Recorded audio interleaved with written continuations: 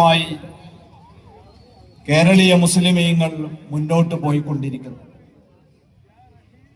ഇങ്ങനെയുള്ള ഒരു പശ്ചാത്തലത്തിലാണ് പണ്ഡിത സഭയായ സമസ്ത കേരള ജംഇയ്യത്തുൽ ഉലമ ഒരു നൂറ്റാണ്ട് മുമ്പ് രൂപീകരിക്കപ്പെടുന്നത്. രണ്ട് പശ്ചാത്തലം രൂപീകരണ ഘട്ടത്തിനുണ്ടായിരുന്നു. അതിലൊന്നാമത്തേത് കേരളീയ മുസ്ലിങ്ങളുടെ ആദ്യഘട്ടം മുതൽക്കേ ഉള്ള ഒരു പാരമ്പര്യ ഗുണമെന്ന് പറയുന്നത് ഈ രാജ്യത്തോടൊപ്പം ചേർന്ന് നിൽക്കുകയും ഇവിടുത്തെ ഭരണാധികാരികളോടൊപ്പം തന്നെ നാടിന്റെ പുരോഗതിക്ക് വേണ്ടി എല്ലാം സമർപ്പിക്കുകയും ചെയ്ത ഒരു പാരമ്പര്യമാണത്. അതിന്റെ ഭാഗമായി രാജ്യത്തെ കടന്നാക്രമിച്ചുകൊണ്ട് വന്ന എല്ലാ വൈദേശിക അക്രമകാരികളെയും ചെറുത്തു നിൽക്കാൻ കേരളീയ മുസ്ലിമീങ്ങളും പണ്ഡിതന്മാരും മുൻനിരയിലുണ്ടായിരുന്നു.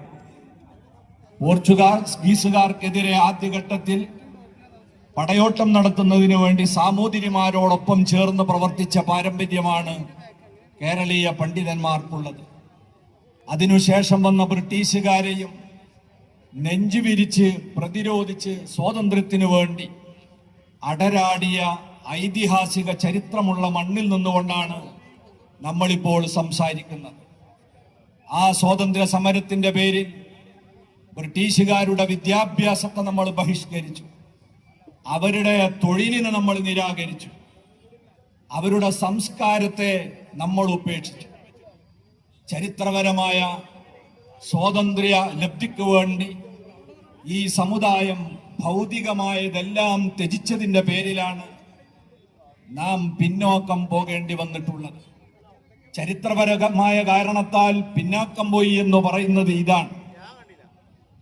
മറ്റു പല സമുദായങ്ങളും വിദ്യാഭ്യാസ രംഗത്തും മറ്റ് സാമ്പത്തിക മേഖലയിലും തൊഴിൽ രംഗത്തുമെല്ലാം ബഹുദൂരം മുന്നേറിയപ്പോഴും രാജ്യത്തിന്റെ സ്വാതന്ത്ര്യത്തിന് പ്രാമുഖ്യം നൽകിക്കൊണ്ട് എല്ലാം ത്യജിച്ചുകൊണ്ടാണ് കേരളീയ മുസ്ലിങ്ങൾ ഇവിടെ പ്രവർത്തിച്ചത്.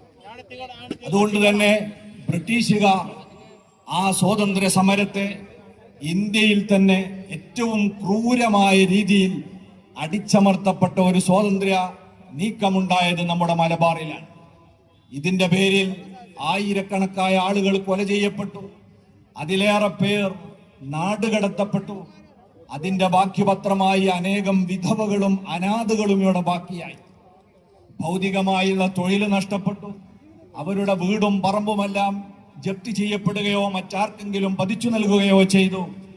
ആരാധനാലയങ്ങൾ മുഴുവനും ചുട്ടരിച്ചു. ഇങ്ങനെ ഭൗതികമായി പതിതാപകരമായ ഒരവസ്ഥയിലാണ് 1921 ശേഷം കേരളീയ മുസ്ലിങ്ങളുടെ സാഹചര്യം ഉണ്ടായത്. ആ പ്രയാസം അനുഭവിച്ചു കൊണ്ടിരിക്കുമ്പോൾ തന്നെയാണ് ബ്രിട്ടീഷുകാർ മറ്റൊരു കുതന്ത്രവും കൂടെ ആവിഷ്കരിച്ചു. മുസ്ലിം സമുദായത്തിനിടയിൽ അനൈക്യം വിതയ്ക്കുന്നതിനു വേണ്ടി ആസൂത്രിതമായി ആശയപരമായ ഭിന്നിപ്പുണ്ടാക്കാൻ അവർ ആഗോളതലത്തിൽ ഇസ്ലാമിക ഖിലാഫത്തിനെ തകർക്കാൻ കൂട്ടുപിടിച്ച വഹാബി പ്രസ്ഥാനത്തെ കേരളത്തിലേക്ക് ഇറക്കുമതി ചെയ്യുകയും അങ്ങനെ സാമ്പത്തികമായും വിദ്യാഭ്യാസപരമായും പിറകിൽ നിൽക്കുന്നതോടൊപ്പം മുസ്ലിം സമുദായത്തിന്റെ അകത്തളങ്ങളിൽ വിശ്വാസ ആചാര അനുഷ്ഠാന വിഷയങ്ങളിൽ വിഭാഗീയത ഉണ്ടാക്കുന്നതിനു വേണ്ടിയും അവർ ശ്രമം ആരംഭിച്ചു. ഈ രണ്ട് വിഷയങ്ങളെയും മുന്നിൽ വെച്ചുകൊണ്ട് ഭൗതികമായി തകർന്നടിഞ്ഞ മുസ്ലിം സമുദായത്തെ വിദ്യാഭ്യാസപരമായും സാമ്പത്തികമായും അവരെ മുന്നോട്ട് കൊണ്ടുവരേണ്ടതുണ്ട്. അവരുടെ ഏറ്റവും വലിയ വിഷയമായ പാരമ്പര്യ വിശ്വാസ പാതയിൽ അവരെ അടിയുറപ്പിച്ച് നിർത്തേണ്ടതുണ്ട്. ഈ രണ്ട് ലക്ഷ്യങ്ങളെ പ്രധാനമായും മുന്നിൽ കണ്ടുകൊണ്ടാണ് 1926 ജൂൺ 26 കോഴിക്കോട് ടൗൺ ഹാളിൽ വെച്ച് സമസ്ത കേരള ജംഇയ്യത്തുൽ ഉലമ എന്ന പേരിൽ ഒരു പണ്ഡിത സഭ രൂപീകരിക്കപ്പെടുന്നത്. അൽഹംദുലില്ലാഹ്, കേരളീയ സമൂഹത്തിന് മാത്രമല്ല ലോകത്തിന് തന്നെ മാതൃകയാകും വിധമുള്ള അനേകം കർമ്മപരിപാടികളും പ്രവർത്തന പദ്ധതികളുമായി 100 വർഷം പിന്നിട്ടുകൊണ്ടിരിക്കുകയാണ് ഈ പ്രസ്ഥാനം. അതിന്റെ ഐതിഹാസികമായ ചരിത്രങ്ങളായ ഇറക്കിക്കൊണ്ട് അത് ലോകത്തിന് സമ്മാനിച്ച വിപ്ലവങ്ങളെ കുറിച്ച് സമൂഹത്തെ പഠിപ്പിച്ചുകൊണ്ട് ഇനി ആ പ്രസ്ഥാനം ഇവിടെ ഉദ്ദേശിക്കുന്ന മുന്നേറ്റങ്ങളുടെ എല്ലാ കാഴ്ചപ്പാടുകളും അവതരിപ്പിച്ചുകൊണ്ടാണ് ഒരു വർഷം നീണ്ടു നിൽക്കുന്ന നമ്മുടെ ഈ ആഘോഷ പരിപാടികളുടെ പ്രധാന പരിപാടികളൊക്കെ വരാൻ പോകുന്നത്. അതിന്റെ വിളംബരമാണ് ഈ വേദിയിൽ വെച്ച് നടക്കാനിരിക്കുന്നത്. ഇൻഷാ അല്ലാഹ് പിറകെ വരുന്ന നമ്മുടെ പണ്ഡിതന്മാരും നേതാക്കളും അതിന്റെ ഓരോരോ നാളുവഴികളും അത് നടത്തിയ മുന്നേറ്റങ്ങളും ഇനി നമ്മൾ നടത്താൻ പോകുന്ന കാര്യങ്ങളുമെല്ലാം ഇവിടെ വിശകലനം നടത്തുകയാണ്. അല്ലാഹു സുബ്ഹാനഹു വ തആല വളരെ ഭംഗിയായി ഈ ദൗത്യം പൂർത്തീകരിക്കുന്നതിന് നമുക്ക് തൗഫീഖ് നൽകുമാറാകട്ടെ.